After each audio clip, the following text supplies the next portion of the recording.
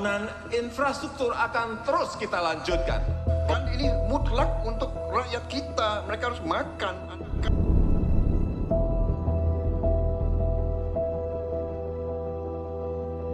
Coba bayangkan ini, satu presiden membangun fondasi selama 10 tahun, lalu presiden berikutnya datang dan mulai mengubah arahnya. Dan yang jadi pertanyaan, perubahan ini akan membawa kita kemana? Kita bicara tentang pemerintahan Joko Widodo dan Prabowo Subianto. Tapi ini bukan soal siapa yang lebih baik, karena yang jarang disadari setiap pemimpin membawa arah yang berbeda. Dan kalau arah ini salah, semua yang sudah dibangun akan menjadi sia-sia. Selama 10 tahun terakhir, di masa pemerintahan Joko Widodo, ada sesuatu yang terasa berbeda. Pembangunan dilakukan dalam skala besar. Jalan tol dibuka di berbagai daerah, bandara dibangun, pelabuhan diperluas, jauh lebih masif dibandingkan periode-periode sebelumnya. Seolah-olah negara ini sedang mengejar sesuatu.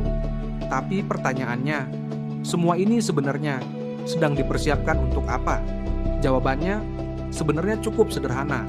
Di era Joko Widodo, yang dibangun bukan sekadar proyek semen dan baja, tapi jalur distribusi, jalur logistik, jalur ekonomi.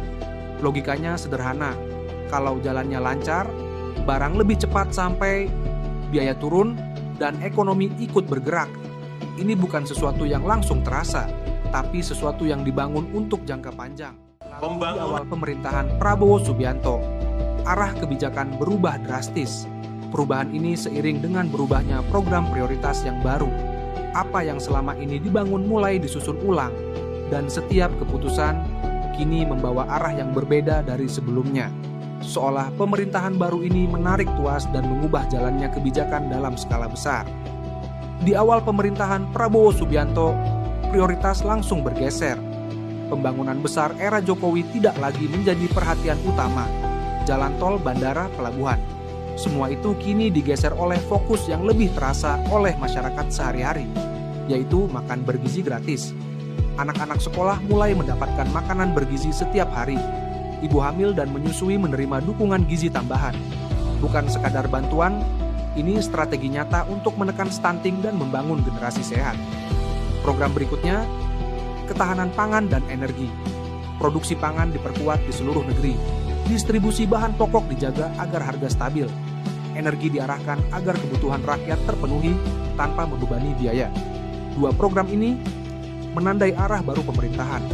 Dari pembangunan masif yang jarang terlihat, menuju kebijakan yang langsung terlihat, terasa, dan menyentuh rakyat. Prabowo datang dengan salah satu program besarnya, yaitu makan bergizi gratis.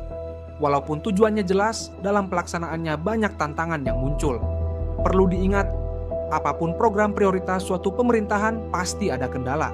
Saat Jokowi menekankan pembangunan infrastruktur besar, misalnya, masalah muncul ketika banyak kontraktor terlambat dibayar, menimbulkan proyek molor dan biaya membengkak. Hal yang sama terjadi di makan bergizi gratis. Niat baik bertemu realita, dan pemerintah harus bekerja ekstra untuk membenahi setiap celah. Anak-anak tetap mendapatkan makanan, tapi sistem, pengawasan, dan kontrol harus diperkuat agar dampak program benar-benar maksimal. Inilah realita dari setiap arah baru pemerintahan. Visi besar, tujuan mulia, tapi tantangan nyata selalu mengikuti. Dari pemerintahan Jokowi maupun Prabowo, setiap kebijakan dan program pasti akan memiliki konsekuensi nyata dalam kehidupan masyarakat. Menurut kamu, program apa yang paling cocok diterapkan di Indonesia saat ini? Tulis pendapatmu di kolom komentar.